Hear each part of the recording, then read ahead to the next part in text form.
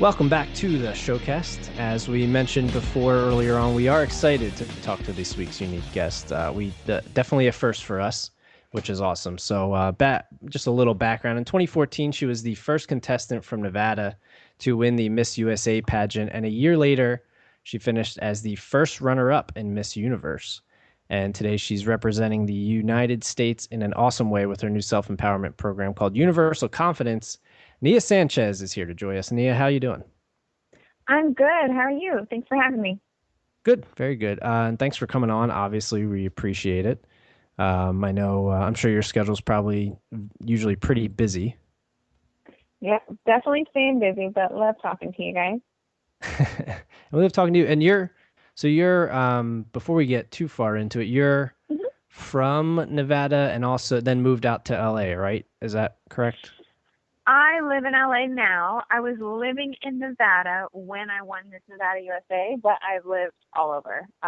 Germany, Hong Kong, California. Originally, I was born in California, also Oregon, Washington, and New York. So I Wow, like to you hop are. around a bit. Do you have a preference? Hong Kong is my most favorite place in the whole world, but I'm learning to love LA. It's absolutely beautiful. Yeah, Steve is the only one on this podcast, I think, who's actually been to LA. So he's the only one you can probably relate to on that. Okay. It's easy to get used to. I'm glad that Adam did mention that you are busy because I think that what might be taking up a lot of your time is this new program that you're in, which is, or I don't know if you've created it or if how you're involved, but this Universal Confidence program, which sounds pretty cool.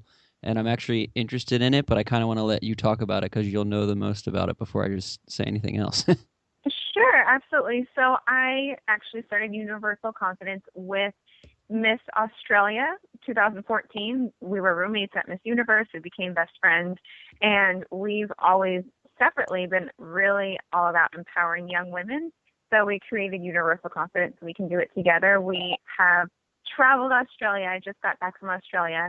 We did 3 cities out there, 3 different workshops, and we have more coming up in the U.S. But we're all about just creating confidence for young girls.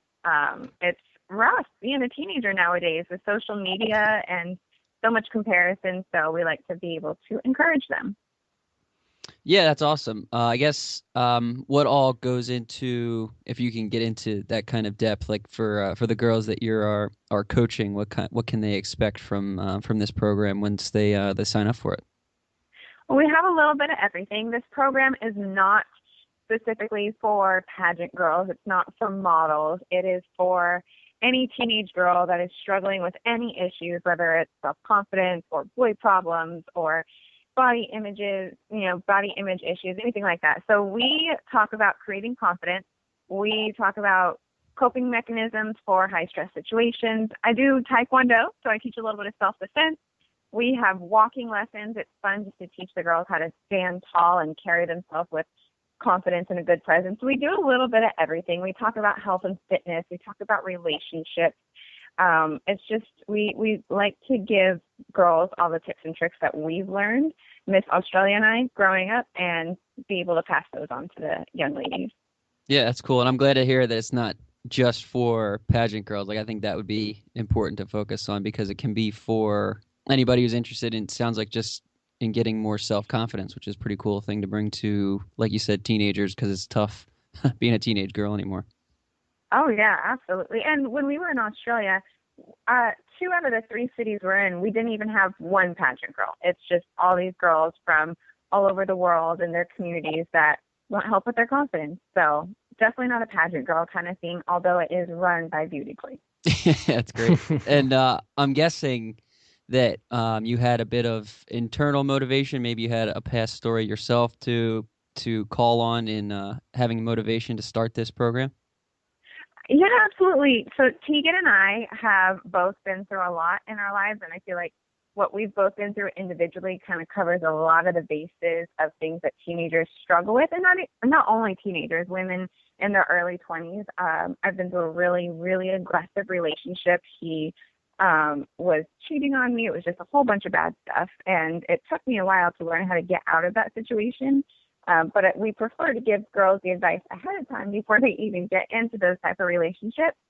Tegan has had issues with her body image being a model overseas, and they were measuring her waist every day, trying to make sure she was a certain size. Like, we've had a little bit of everything. We've had death in the family. I've lived in a women's shelter with my mom at a point in my life when I was younger. So we've had these ups and downs that really make us able to relate to these young girls. A lot of people think that if I'm Miss USA or she's Miss Australia, that we've just had it all and life has been easy. But for us, that wasn't the case. So we feel like we can really relate to these girls. Yeah, that's cool. And you mentioned that you'd be a great example because you did a great job of picking yourself up and now really becoming successful as Miss USA and finishing as first runner-up Miss Universe. I am interested now in the pageant process because I know kind You of want to my get only involved in one? yeah, I might get involved in one for one, but also Right. my only reference point is kind of Miss Congeniality, the movie. I So love it. I am interested on somebody who's not only prepared but has been as successful as you have, and kind of what goes into the process of becoming a Miss USA or first runner-up Miss Universe. Yeah, okay. So I tell everyone it's not always overnight. It took me 5 years of trying for my state title over and over and over again until I finally won my state and then went on to win Miss USA. So not something that happens overnight for people. It's a long process of being mentally, physically, emotionally ready for it. My first year competing, I got second runner-up at the state competition.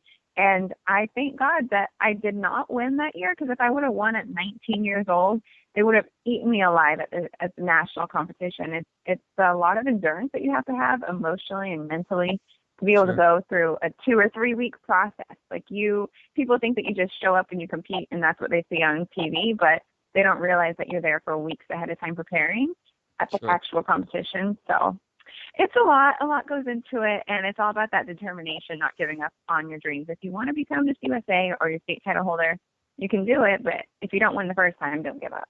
Yeah, and I mean, you didn't give up, and obviously you did something right because you won in 2014. And I mean, I got to imagine after you win, I'm sure the hard work isn't over. I'm sure there's even more that goes into it, but I'm sure there's also probably some benefits. Maybe I don't know if you like walk into any Starbucks in Nevada and they give you a free coffee or whatever. But what were some of maybe the perks of having that crown for the year until you had to hand it off just this past year? So when you win, your life turns upside down.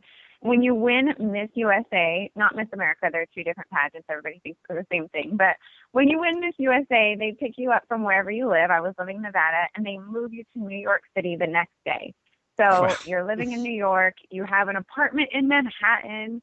At the time, I was employed by Donald Trump. Not any longer. That's a whole nother story. Yeah, we won't get into that. On a whole nother podcast. But so it's this whole new experience. You have sponsors that provide like shoes, and you have a stylist to pull wardrobe for appearances, and you're doing all the fancy glamour stuff that people think you're doing, red carpets, and you're making these connections and going to galas, but then you're also volunteering at children's hospitals and women's shelters and planting fruits and vegetables in rough neighborhoods in New York City to try to help the community. So there's so much that goes into being a Miss USA, and it's not what people expect. It is a 24/7 job. You're on call 24/7. Yeah, I can imagine. Is there any, I don't mean to put you on the spot, but is there any particular maybe story from that year that really stands out to you, whether it be something funny that happened to you or something that just really made an impact? Oh my gosh, it's hard trying to pick one. One funny moment for me, I had family in town planning a day to go out. And like I said, you are on call 24/7. So as I'm getting ready to go out and explore New York City, I get a phone call and they say, be ready. We need you hair and makeup ready in 20 minutes and meet us at the office. They pick us up from the office. 20 minutes later, we go to the roof of the Trump Tower, and myself and Miss Universe are told that we're pouring a giant bucket of ice on Donald Trump's head. So out of nowhere, we're doing the ice bucket challenge with Donald Trump in our stash in high heels, and his hair did not come off, so it's real, just so you know. I was wondering, but yeah. So there's moments like that, and there's those touching moments where you go to a hospital and you see a little girl that's 4 years old with cancer and that's completely bald and has the biggest smile on her face when you walk into the room, and she sees your crown and she wants to take a picture with you and she can't wait to tell her mom about the photo. And you just have those like heartwarming moments where it's like, that's my favorite part. I love working with kids and putting a smile on kids' faces. So those were like the number one thing that I love to do. Anytime we could go brighten a child's day, that was my request always. Yeah, and those are always great stories to see too. I know a lot of times you see athletes will do the same thing, and it's neat to be in that kind of position where it actually does make an impact. I mean, anybody can obviously reach out and help to children's hospitals and everything like that, but when you're in a recognizable position where it puts a smile on any kid's face going through something like that, it's got to be really, really cool. Oh, it's the best. And when you have a crown, they think that you are a real princess. So that's a Well, whole nother. It's so fun. They ask if you live in a castle. They're like, well, Manhattan's kind of a castle. Same. it's about as castle as it gets in the U.S. Right. Pretty much. Exactly. But that actually leads perfectly into my next question, which was earlier you had mentioned that your favorite where you lived for a period was Hong Kong. I had read, and maybe this isn't true, but maybe it is, that you were actually a Disney princess while you were in Hong Kong. What? Well, legally, I don't think I can say that. I signed a contract to keep the magic alive in Disney. But yes, Somebody should tell I worked Wikipedia. at Disney. Yeah, I mean, you guys could. I'm not going to say that you're wrong. I worked at Disney. I had a magical job. I played dress up, and I stood in front of a castle all day long. So yeah, but that was one of my favorite jobs as well, besides Miss USA. Yes, my wife's dream job for sure. Oh, I bet she could do it. There's height requirements, though. You have to be above 5'4" and under 5'7".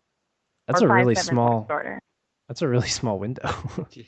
Yeah, but I mean, if you think about it, and we're getting into details, but if you're comparing someone that you met, or you're comparing Cinderella that you met one day and she's 5'4", and then you meet a 5'10" Cinderella the next day, That's true. Not quite magical. You want to keep the magic alive. Turns out Disney does think of everything. They sure do. Looking into a little bit more into your personal information, we saw, or at least my sources tell me that you are a pretty big reader, and that I don't know if you're currently looking for a book club, but we know that you enjoy reading. So, if you could give our listeners a little bit of inside information on what types of books you read, what kind of book you're reading now, give us anything, so we can turn this into our own personal book club. Oh my goodness. Okay, so you guys are getting like all the details on me. I do love reading. I'm reading Girl Boss right now, especially because I've started working with Tegan, so we're trying to be girl bosses and want to get the inside scoop with that. And that's by Sophia. I don't even know how to say her last name. Amorso, I think.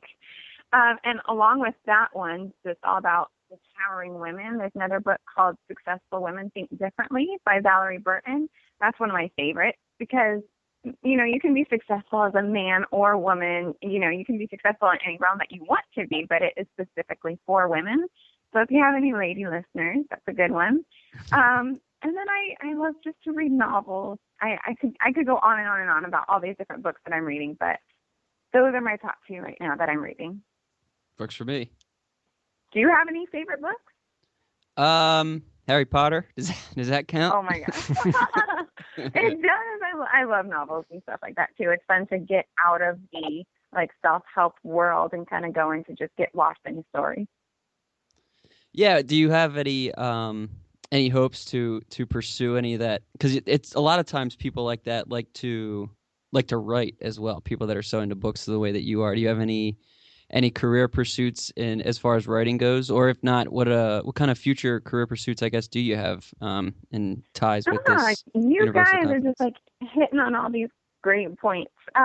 So I'm not much of a writer. I would never call myself a writer, but I am potentially in the future going to be working with a ghostwriter just to be able to share my story because it is very interesting. Again, most people don't think that Miss USA has been in an aggressive relationship or has lived in a women's shelter. They think that Miss USA just kind of has it all. So kind of sharing my different stories throughout my life in that book is going to kind of be in the future, but I really enjoy hosting. So it's one of my passions, but number one right now is speaking. Cool. Book and hosting are kind of on the back burner, and speaking to young women is number one. Cool. I think a little, or not a little, but a book on you would be pretty cool because, like you said, I mean, you're a 4th-degree black belt in Taekwondo and everything else that you've done. I mean, in the 15 minutes we've had you on, obviously we can't touch on everything, but everything we've touched on was fantastic. So you know that there's more fantasticness, if that makes sense. It makes sense to me. I like that word. But Nia, we really do appreciate you coming on and joining us for a little bit. Before we let you go, I do want to point out you are on social media at Real Nia Sanchez. That's Twitter and Instagram, right? Yes, Twitter, Instagram, Snapchat, Periscope, anything and everything. I got it. Oh, I don't even know what Periscope is. I gotta. You need to get on that. It's so much fun. I'm lucky I have a Twitter, Instagram, and Snapchat. I'm lucky I knew 3 out of the 4. I think that's pretty good. That is pretty good. But again, we'll let you get going. But again, thanks for coming on and spending some time with us. Okay, thank you. Stick around. We will be right back with the showcast after this.